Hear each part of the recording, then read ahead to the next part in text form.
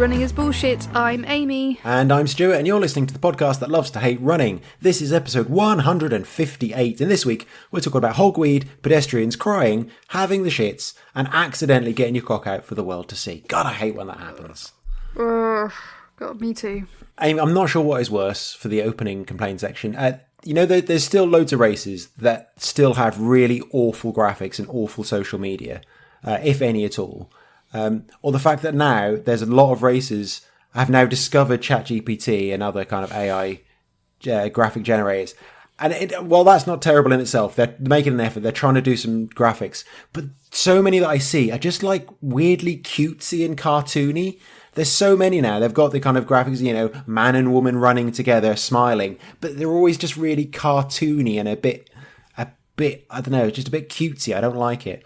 I like seeing races getting updated artwork. And you can usually, a lot of time, you can see it's a new person has come in and has done a professional job, says, right, I'll do this for you and I'll make some nice graphics for you. That's all good. But it's just the ones that try and fall a bit short. It's just a bit cringe.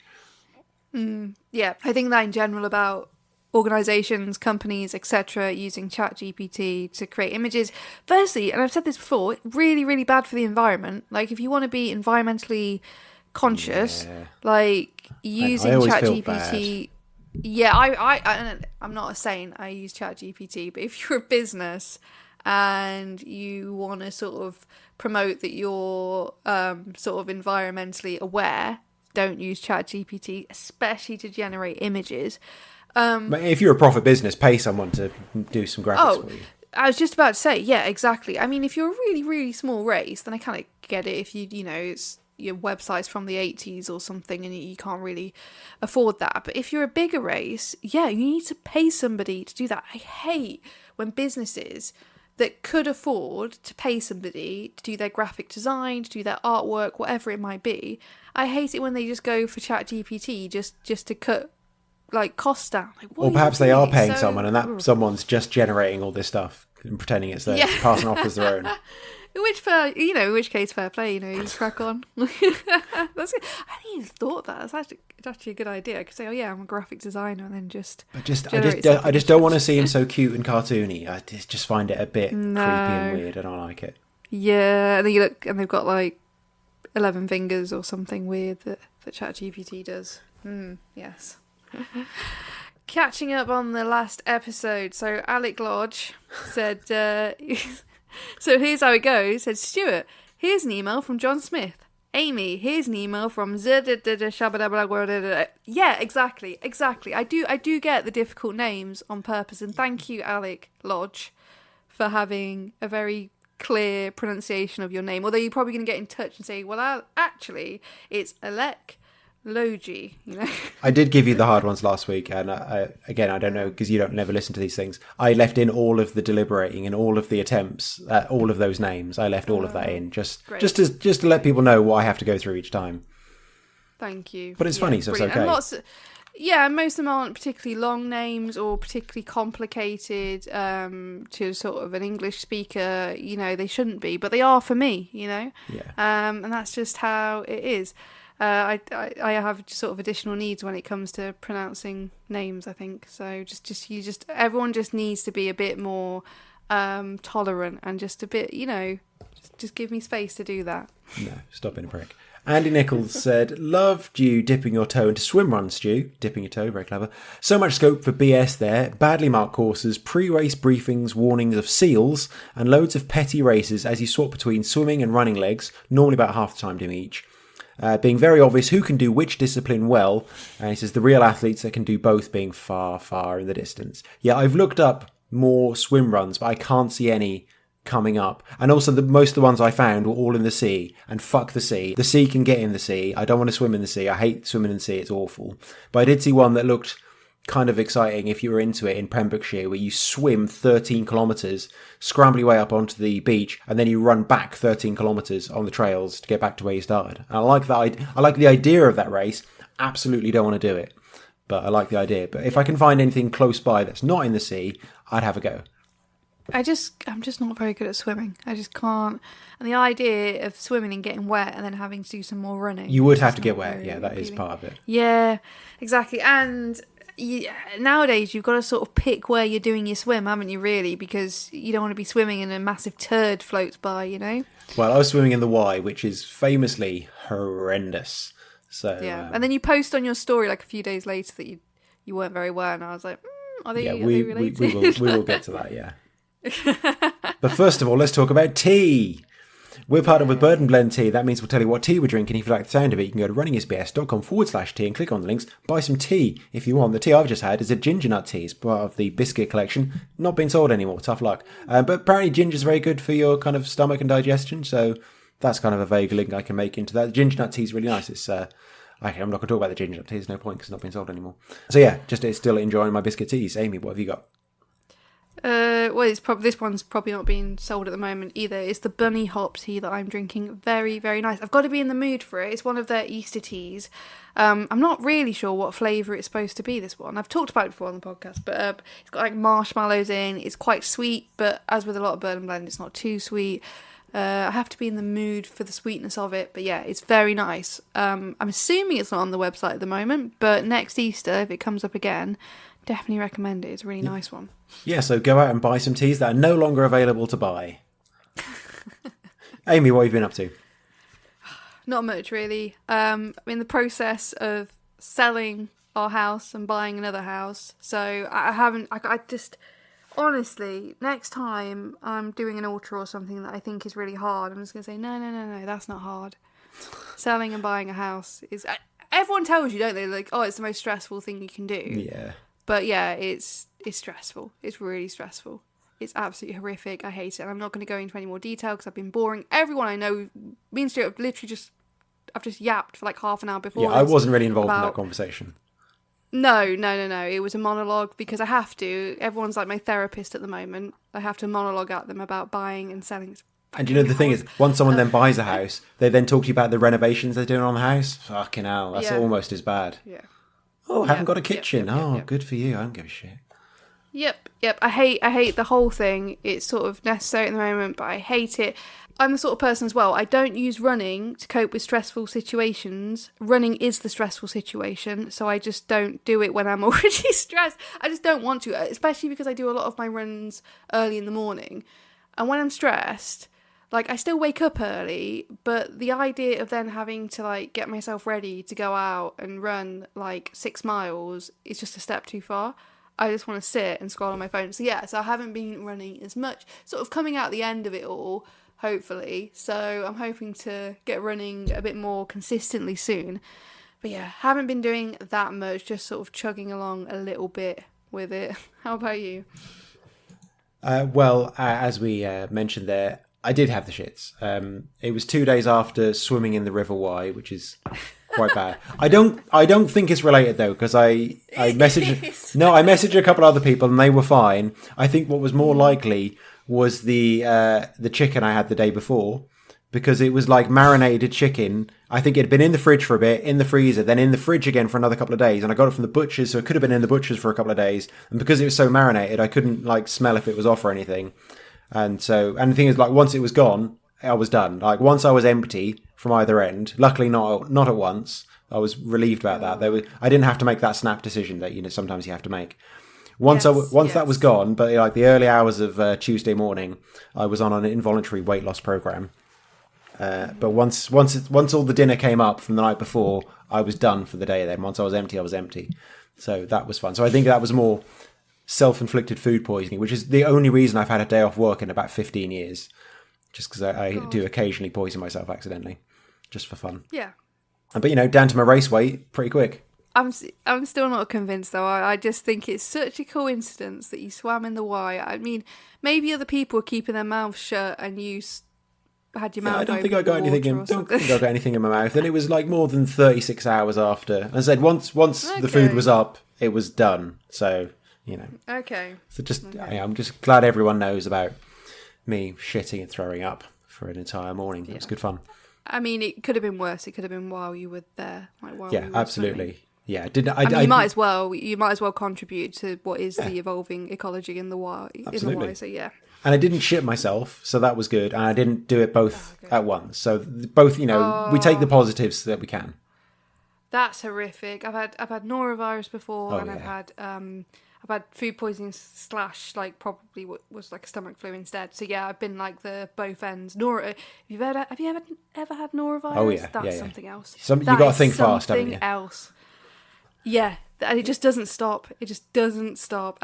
Honestly, when I had norovirus, I thought I was going to have to go to hospital. It was that bad.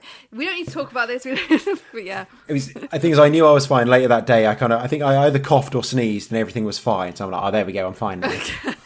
If I got away with that, that's good. Yeah. That's all good. So just let everyone know. And that's why my running for the last week and a half since then has been a bit shit. Because I've been running since and not feeling that good about it. But I'm like, oh yeah, that's why. Because, I got emptied. I did that. I still, that week, like 3 days later, just went out anyway and did a run on a ridge called the Cat's Back, which I think is basically the border between England and Wales, I think. It might be that, or might be just about in England or something like that, near Hay on Wye. Absolutely incredible ridge. Like a proper, not quite a knife kind of point ridge, but like a good, you run along. It's on the cover of this podcast, and it just like drops down either side at a nice even angle, and it's just a perfect ridge to run along and down. The great views up there. So anywhere around there. I'm very, very jealous that you did it, because I think when you told me, I'd already looked at it. I think it came up on my Instagram or something that somebody had done it. So I'm already planning to go at some point. So I'm very jealous that you went and did it, because it does look absolutely amazing. I was thinking of you because I know you like to steal routes from people's Strava. So I'm thinking, I'm not sure if you'd like that route, because there's 2 climbs that I did. Basically, was all the climbing, and they were bad. They were really long, steep climbs, which I'm not sure you'd be up for. I've already got a route that starts from a slightly different starting point, and it doesn't look so. Yeah, it doesn't look so. I mean, it's going to be steep. It's going to be rich, but you know what I mean. It doesn't look so gnarly as that.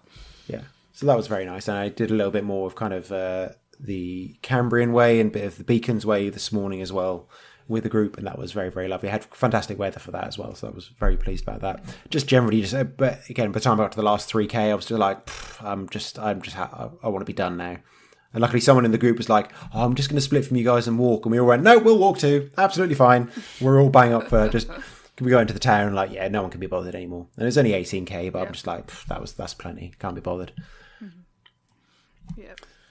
Anyway, you can support this podcast. You can go to patreon.com/runningisbullshit and donate money every month. New to the list this month is, well, they put their name in as, oh God, please stop singing. Well, luckily for you, Gabby Nair has actually done the song this week after she said she would last week and didn't. But she did so before you signed up, so you don't get to hear your name. So good news. However, you could easily argue that what is coming up does not actually count as singing. So a big thank you to everyone who donated this month. This is how we recognise you. I'm sorry. Paul Hibbert, Erin Georgie, Howells, Julia Page, Mark Willis, Andy Nichols, Scott Abigail Hardman, Rachel Bentley, Ivor Hewitt, Rachel Bulmore, Raymond Quinn, Drew Edwards, Jenny Tamasabi, Alice Newstead, Brian Simpson, Jonathan Carter, Ian Hales, Andy Robbins, Lee Wood, Stuart Stevens, Angela Foster, Swales, Matt Burrows, Martin Kaplan, Ruth Perkins, Maria Wicks, Ruth KB, Tony Howells, Jared Curran, Clay Davis, Keith Everard, Victoria Curtins, Matthew Yoski, Kiara Evans, HB Amanda Murray Hine, Nikki Genders, Tony Bates, Stevie Peake, Chris Whitmore, Elliot Line, Liz Reese, Lisa Gibbons, Jerry Grubbs, David Yellowmack, Title, Daniel Brown, Victoria Dick, Matt Captain, Karen Blake, Gabriella Thomas, Nair, David Irvin, Ian Thompson, Nikki Jones, J, Karen Hamilton, Gail Seal, Spencer Aldred, Shambolic Adult, Elisa Chabet, Shamban, Sandra Heinze, Penny Simpson, Cat Williams, Sophie Jacques, Pip, Charlie Nevison, Bernadette McCarthy, Fergus, Anthony Howe, Kel Ryder, Graham Hackland, Matt Lees, Shari Lackland, Steve Robson, Debbie Hurley, Dewey AP, Lynn Martin, Tom Alcock, Victoria Magnus, Jason Spinks, Kevin Scott, Matt H, Larry Warren, Rich Skim, Tony Boyle, Matt Garner, Francis Howells, Erica Varys, Matt Jones, Neil Denton, Taryn Milligan, Claire Dina, and Matt Newberry. So thanks, I guess, to Gabby for that. Oof, okay, yeah. We need to get Amy to do one again soon, just to re-establish the benchmark. I never thought I did not think, hear those words. No, me either, blimey. Yeah. Just coming out of my mouth felt very strange. Don't forget to get in touch with your running bullshit on Twitter, Instagram and Facebook. Just search Running is BS. Let us know why you particularly hate running this week. First up, an email. It says, hello! Exclamation mark, bit keen. I stumbled across Running is BS recently and I love it, so I'm now listening to all of them in reverse order. Why do people have to be like this? Who finds a new podcast and listens to it in reverse order? So all the jokes just get slight. I guess the jokes get better as you go back because we, when we repeat them, they're not as funny. But I'm so quite. weird. I mean, maybe we just don't hear from the people that do this. But when I find a podcast that I like, I tend to pick out the ones that sound like I'm going to like them the best by the topic or whatever, the description. And then when I run out of those episodes, I just listen to the in-between ones. I'm not. Are we providing some sort of narrative, like a story arc that people feel the need to listen? It's our lives, Amy. In a particular order? People, for some reason, care about this. I think I would usually listen to like the most recent episode or one that piques my interest, and then I'd just go back to the beginning and start from the beginning. And maybe I might listen to the most recent ones and the ones at the beginning, kind of at the same time as they came out. But reverse order is super weird. Yeah, because then you're hearing about something that's happened. Here's a great race I did. I'm about to do this race. I'm thinking about doing this race. That just doesn't make any sense. Stop it. Anyway, there's a bit more in this email. I applied for London Marathon for the first time this year and got in, which is kind of BS when some people I know have been applying for a decade or more with no luck. But oh well, so many people are being like, fuck you. Keep up the great work with the podcast. I'll be relying on you to get me through some long runs in the future, Jason. I would caution you against relying on us in any way, but, good luck with that. Yeah. I must say, I didn't get into London. Spoiler alert, I should have mentioned that.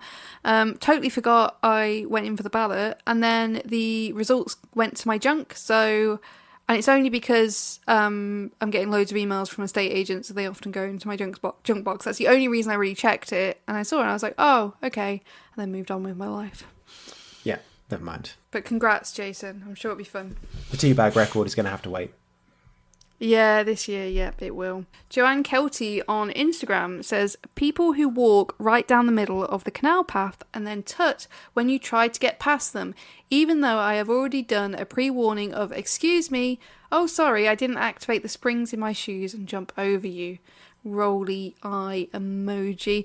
Ugh, I hate that stuff. I hate that sort of thing. Well, if you're listening to this podcast in reverse order, I'm sure you'll get to it in a few years' time. Yeah, I don't like people who take up entire paths. I think there's definitely it's definitely within reason to shoulder check them into the canal. I think that's perfectly fine. When you're running up behind a person or a group of people, how do you let them know you're behind? What's your usual go-to? I'm very polite and British, and I go, excuse me, sorry. I say excuse me and then sorry right afterwards. Yeah, if I'm pissed off, if I'm pissed off, like if it's a group of people that are taking up a lot of space for no reason, like they're 5 abreast, I'm like, excuse me, like that. I do get quite aggressive. And you don't even say sorry. No, I don't say sorry on that one, and I shake my head a bit as I go past as well. I do that. But if it's just like a narrow path and people just walking normally, I'm like, oh, excuse me, sorry. To be honest, I've never had anyone tut at me, or that. Well, I'm often listening to music or a podcast or like ranting on the phone to somebody, so maybe they do tut and I just don't hear. But yeah, it's excuse me, sorry if it's perfectly reasonable. If it's not, it's excuse me, like that. How about you? I go for a shoe scuff. I don't even want to talk to them. I just kind of just scuff my shoe a little bit, and they go, oh, it just makes them look around. To be fair, I thought you were asking after like a little warning. So normally I do a bit of a cough or something, which is actually quite passive aggressive, but like like that sort of thing, which I sometimes do when I'm running anyway. I kind of want mine to feel like natural, like they've just happened to have heard me, and they feel like they've got out of the way then. But if not, I would probably do an on your left or on your right, which I know always confuses people because they don't know which side to actually go. On your right. Oh, do I go right? Are they on the right? Oh, it's so confusing. Bless them. I did have speaking of shoe scuffs, I had a situation a good few years ago now where I was running. It was really early in the morning and there was a woman like quite a bit in front of me. But as I was running, I got to a downhill bit. I scuffed my shoe by mistake. And then because it was downhill, I started to fall, but I was also picking myself up at the same time. So this woman looked round, whipped round really quickly because all she could hear was a scuff and then like really fast towards her, like sprinting towards her, like for what appeared to be no reason, but I was actually falling. So yeah, she moved out the way pretty sharply. Yeah, I bet she did. After hearing that. Sorry, thanks, sorry. Sorry. Yeah. Another one from Instagram, Dan Wyatt said, gender-based marketing is bullshit. Some guy called me a bit gay, as if that's even an insult in 2025. Amazing. Because he saw me using a Mega Babe anti-chafe roll-on. I mean, men can be thick too, and someone recommended it to me, so I bought it. For the record, I'd recommend it too. It's great. Do you have to be a woman to be a Mega Babe? I don't think so. No, and it's okay to be a bit gay too. That's fine, and it's Perfectly okay to not be a bit gay. And like, I would kind of love someone to try and insult me by calling me a bit gay, because I would just laugh at them so much. That's such a funny insult these days. I know, it's ridiculous. I do find though, I don't know, I'm careful what I'm saying here, but there seems to be like a subgroup of male runners that are just, they've got this whole like macho thing going on. Oh yeah. And I'm like, bro, it's running. Like, you know, if you go to a gym and there's some macho, like, bro, you sort of like, okay, that's what I'd expect to find in a gym. Like, you know, whatever. But you're running, you know, running's a bit gay. It's like, it's just, they're trying to bring this like macho thing to it. And I'm like, what? It just seems I don't know, it just seems really weird and out of place, especially the worst are the guys that do trail running and have that sort of attitude. I'm like, trail running's really gay, you know? Like, you're just running through, like, a field, like, looking at flowers and stuff and up a mountain and it's... Shirt off, big shades, backward visor, all that kind of shit. Yeah. Trying to prove how hard they are, yeah. Yeah. I'm like, what are you talking about? Why are you bringing this to this sort of... Yeah, I don't know. There's just something about it, and as you can tell, I can't quite work it out, but it's like really icky and really bizarre as well. Like I say, you know, you go into a gym, you sort of expect that. You go, I don't know, guys playing football or rugby or something like that, you sort of like expect those sorts of people to be there. But in running and trail running, I'm like, why are you here? Like, what are you trying to prove? I don't know. Yeah. And it's also the fact the roll-on is called Mega Babe Anti-Chafe Roll-On. Well, I mean, Mega Babe is horrible anyway. But do you need to specifically target a gender for roll-on? Anyone can use roll-on, surely. Yeah, I thought we were moving away from that a bit now as well. Like, I'm sorry, sir, you can't buy the Mega Babe. No. Yeah. You have to have the hard man anti-chafe roll-on. Yes. Yeah, exactly. It wouldn't even be called anti-chafe. I don't know. It'd be called like fitness, movement enhancing, chafe smasher. Chafe smasher. Yeah. Oh god. Lisa Gibbon recently had a 10k and said she'd had a shit week and strongly felt this would be a shit race, and would let us know if she cried before, during, after, or all three. She came back and said, I cried before, but not during or after, which is surprising given that I trained well for 10 weeks. And then ended up being more than 5 minutes slower than my target time. Okay. I think I was at around kilometre 7 when I decided I was going to stop running for good. I was running along the canal in the sunshine, mentally drafting the email to my running coach to let her know I decided that running wasn't for me. Needless to say, later that day I was looking at other races I could sign up for. Oh, that's okay. So hold on, she just cried before. Yeah, just a little pre-race cry. That's all right. It makes me laugh because, like, I thought there'd be like a reason for the cry. Maybe it's private. Maybe we don't need to know the reason for the cry. It's okay, Lisa, if you don't want to tell us. But I thought there was going to be like some explanation, like, oh, this happened and I cried before. And it was like, also I get that though. I've turned up to races before and wanted to have a little cry in the car before I started, just because, yeah, just wanted to have a little cry. So yeah. And then you give up during the run, and then you'll be like, nah, that's all right. I'll do it again. Wasn't that bad. Got another email here. It says, hello, Amy and Stu. Been meaning to send you this for a few weeks. It better be good. While marshalling at our club's relay race, dressed in a giraffe onesie with a giant purple hand to point the way, like you do, I was looking around at the paths that led from our location down by the river and thinking I could explore them on a future run.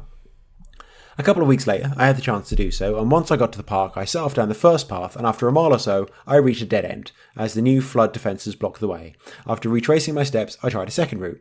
This time, I had to run through immature giant hogweed. Again, I reached a blockage, but this time, it was the river itself. I didn't fancy pushing my luck with the giant hogweed a second time, so decided to cut inland, thinking I'd find another path in a couple of minutes. Yeah, probably will.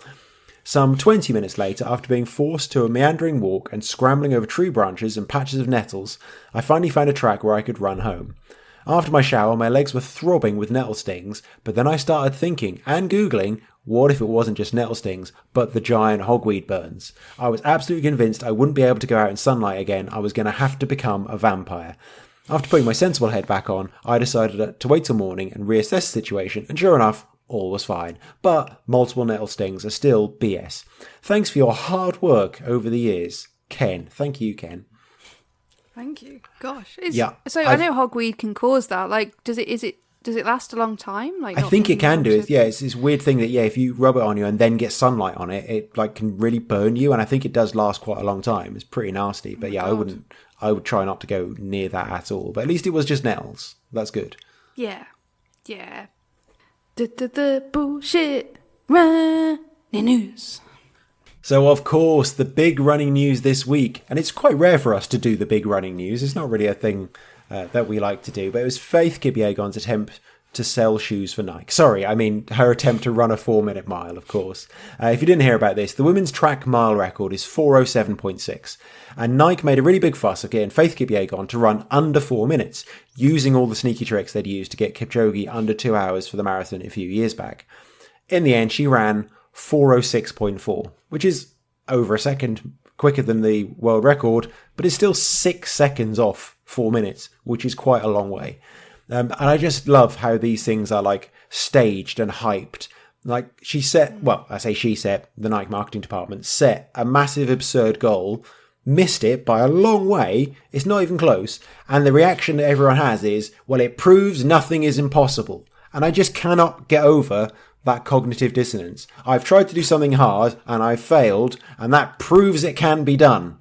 Well, I don't understand that at all. And I don't want to go massively into that on its own, but the bit I do want to look at, because it's more fun, is enjoying the Facebook comments, which is just such a mishmash of different views and varying levels of excitement and apathy and anger. Here are some of a few that I've picked out that I think are good fun. Okay, so the first one is, they surrounded her with big guys for drafting. No wind in her face, as in a vacuum. Publicity stunt. I mean, part of the issue. This was a publicity stunt. It was. Yeah, but Literally. also part of the issue of being in a vacuum is you can't breathe, and I'm pretty sure that's quite important for running. Yeah, she would have been a bit slower. But I just love this person being like, haha, I have worked this out. This is just a publicity stunt. Oh, well done. Amazing. Yeah.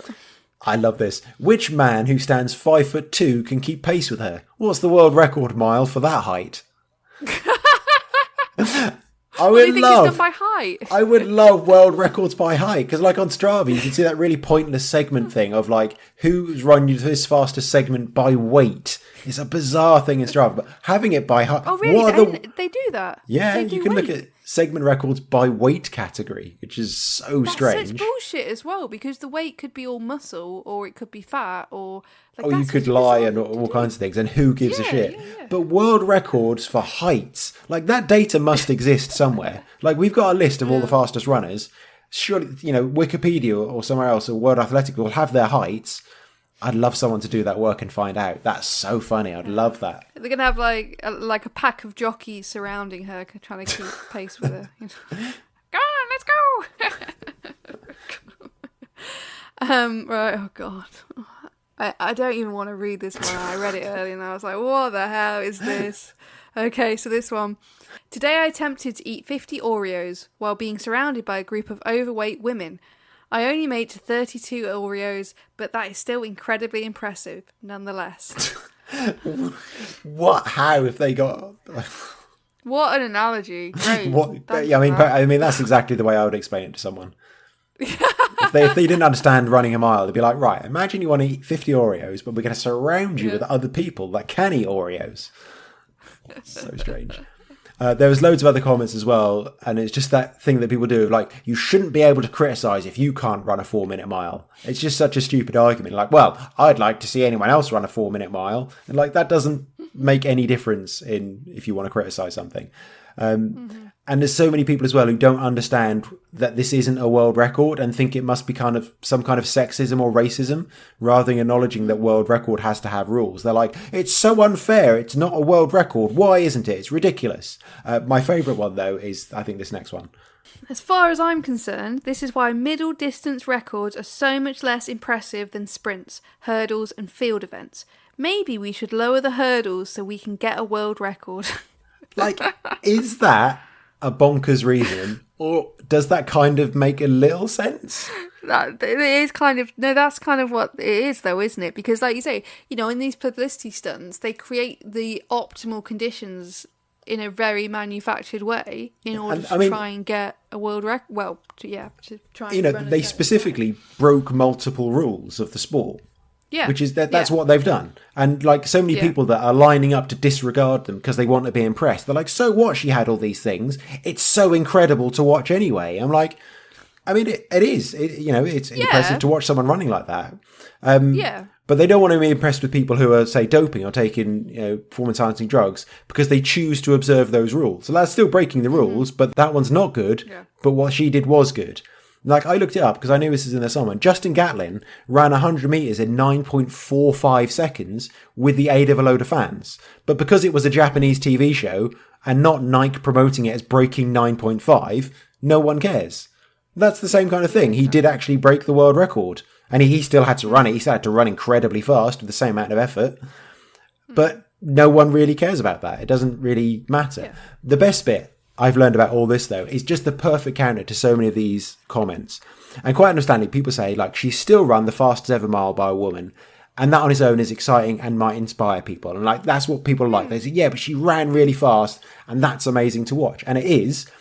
But you know what? It wasn't the fastest mile recorded. She has not run the fastest mile. That goes to Christine Hughes, who actually ran 4:02.9 in 1983. And that was on a predominantly downhill course in Auckland. And you can argue, but that's downhill, it's not fair. But you can also argue Kipyegon was paced, she wore illegal shoes and a skin suit. So if you're willing to disregard the rules in favour of being inspired, surely a woman you've never heard of running 5 seconds faster in 1983 deserves a lot more praise. Why does no one give a shit about that? Why are people choosing which rules they want to acknowledge or not? Is it just because Nike says so? Which I feel a lot of it is. And also, if you don't know a lot about running, I guess you can just look at this as a big publicity stunt, like you say, not really understand why this wouldn't be a proper world record. Because, I mean, it was coming up on Freya's TikTok, and she's like, oh, have you seen this stuff about this woman running a 4-minute mile or something? I'm like, yeah. She's like, why is everyone crying about it? I'm like, I don't know. She couldn't get her head around it. She's like, why are they crying? I'm like, well, I guess it's like a bit of an achievement and stuff. I mean, she's just running fast, you know. But it's like, for some people, it's like. And so many people who think they know better as well. They were saying, being like, yeah, if she'd have run this first 800 in this, and if she'd have done this, she would have got it. And some of those paces didn't look like, some of the paces looked like they were getting in the way. And some people just didn't understand why there were paces and why that's useful.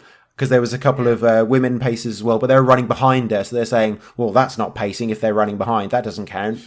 And also like, well, a lot of these men, they were pacing her, didn't even look like they were running that hard. I'm like, well, no, it's because they can run faster than 4 minutes. That's why they were there to pace. Yeah. That was, again, that's kind of the point. So many people that just don't really understand running who think, you know what, I'm going to comment on this. I don't understand what's going on, but I'm going to be annoyed about something. Love it. Yeah, exactly. And I do think these events have their place, like sell shoes, and also, you know, it would be cool if she did break 4 minutes, just as it would have been cool if the 2-hour marathon was broken, but it's nothing compared to, like, you know, doing it in a proper race. Yeah. It's a separate thing. It's a whole separate thing. It's almost like a thought really experiment that you actually get to play out. Yeah. It's like, what if we created all these optimal conditions? Yeah. That's exactly what it is, isn't it? Like, that's all the best gear, all the, like, illegal shoes, in a vacuum. It's interesting, but it's not, to me, it's not making history or changing. Like, I've seen someone like, she changed running forever. I'm like, she didn't, because she failed by quite a long way as well. But even if she did it, like, that's really cool. But like you say, it's not really changing running forever because it was the optimal conditions. It had all these things around it. So if somebody does that in a race, like normal race conditions, that would change running forever. But that's not what's happening here. Yeah, a lot of people saying that from 4:06 to 4 minutes for the men, but back 100 years ago, that took 21 years to get that, to lower that. So it's still potentially a very long way to go. But I guess you could argue that women's running hasn't been as, I suppose it hasn't had the depth that men's running has had for so long because of, funding and all kinds of other things that women have had to face over the years. Well, that's exactly it, because you've got a smaller pool of women to choose from because not as many women get into it. So those, because if you can do that, you're going to be quite genetically gifted as well. As hard as I trained, I wouldn't be able to ever do that. There's got to be some element of genetics involved. So, the pool to choose from men is a lot larger. You're going to find those people that are exceptional. So the more women that get into running, the bigger the pool get, if that makes sense. So, It does get into a little bit of the thing we've talked about before, because all the hype was like, she's going to attempt it, and that's the most important thing, is that she's setting her heights. And remember what we said before, saying you're going to do something isn't on its own impressive. Like, you have to back it up. Just going out and making a big fuss about saying, I'm going to try this thing. I'm like, okay, well, good for you. Have a go. If you do it, let me know. But if you don't, then it's... for me, I don't see a huge amount of value in trying to do something that you really can't do. I could go out and attempt a 3-minute mile, but it doesn't mean that doesn't make me a good runner. No. And you could hype it all up and say, this is what I'm going to do. Like, of course, if somebody's doing consistent training and you're sort of following their journey, that's interesting. And then you see if they do it, cool. But it's like hype it all up as if you've already done it, and almost, I'm not saying this is what's happening, I'm sort of saying more generally to hype things up as if you've already done them. People do that a lot itself, on social media. Oh my god, and thinking that in itself is worthy of praise is on social media, I love to hear what challenges people are doing and how they're working towards. Have some ambition. That's fine. Yeah, but when it's on and on and on, almost expecting praise for something they haven't done. It's a bit of a beg, really. Scrambled beg on toast, right there. 2 servings. Amy's favourite phrase there. I'm making it happen. Let's talk about dicks instead. Oh my god, am I doing this one? Yeah, you are. Oh god. Well, another reason to make hurdles a little bit shorter. I guess that's the segue into it. So, hurdler Chris Robinson was left red-faced as he won the 400-metre hurdles at the Golden Spike meet in Ostrava, despite his penis falling out of his shorts just over halfway through the contest. I will always put these stories in when I see him. I absolutely love them. I feel really bad. I do feel really bad for him as well. How awful. So throughout the race, the 24-year-old could be seen repeatedly adjusting his shorts in an attempt to rectify the issue. And despite colliding with the final hurdle, and continuing to adjust his shorts even with just metres left to run, he performed a forward final lunge to win the event with a time of 48:05. I don't know whether that's good. I don't really understand hurdles. Yeah, so yeah, I don't know. Poor guy. I feel really bad for him. A bit of a wardrobe malfunction there by the sounds of it. I guess you don't really, in a race, you wouldn't have time to, a long distance race, sort yourself out. You just have to get on with it, don't you? But this is like a race that he's won at quite a prestigious event. So everyone he knows has watched this. And if they haven't, you can bet they've watched a replay. Imagine it's like this is potentially one of the biggest moments of your career at 24 years old to win this event. And everyone's just looking at your dick flapping around. I love it. It's like, one of those, thought games where it's like, oh, you can win the 400 meters, but your dick's out when you do. It's one of those. What do you choose? Yeah. Oh, that's tough. And it's probably one of the hardest events for this to happen at as well, the 400-meter hurdles, because that's such a strict stride pattern. I think most other events you can get away with adjustments, but 400-meter hurdles is a really strict stride pattern that they go for, which I guess is why he hit that last hurdle. But that's just, of all the events to do it in, that's so hard. He's going to need a new kit sponsor for the rest of the season, I think. Oh my goodness, yeah. I have nothing. I wonder if he gets any deals out of it. I wonder if he gets a shorts company coming to him being like, right, we'll take care of you, don't worry. Do some ads. Yeah, that would be very clever marketing, wouldn't it? If somebody Yeah. somebody approached them around that. Yeah, for sure. Anyway, I'm not even going to segue into this because it's what's next. But I daren't even segue from that last story. So Stuart, what have you got coming up next? I've got an exciting non-running thing very quickly. I'm taking my dog William to a dog show to try and reclaim his most handsome dog title from 2 years ago. Very excited about that. He deserves to win it again because he's a very handsome boy. I've also got a relay race next week as well. One of my kind of club's biggest events of the year. Be like 60 of us there doing some running. Absolutely fantastic event. Very much enjoy that. Anything for you exploring your potential new patch? Yeah, I guess so. Yeah, I need to sort of, like I said, the main part of the stress. Well, you know when you say like the main part of the stress is gone, but it might not be gone. You never know. You never know what's going to happen. It never ends. But I've at least got like a week or so of quiet. So yeah, I do want to have a drive out, go see, because I've not really entered many races for this summer or autumn really, just because I'm going through all this house stuff and I just can't. I just don't have the mental energy to focus on that. So yeah, I do want to kind of drive out to some places, go see some new routes and things like that. So that's the plan going forward, trying to do interesting things without it being a race. So yeah, that's it really. Fair enough. If you enjoyed this bullshit, please visit runningisbs.com to see the show notes, links from this episode, and the whole back catalogue, as well as links to our Patreon merch store and social medias. Goodbye. Bye.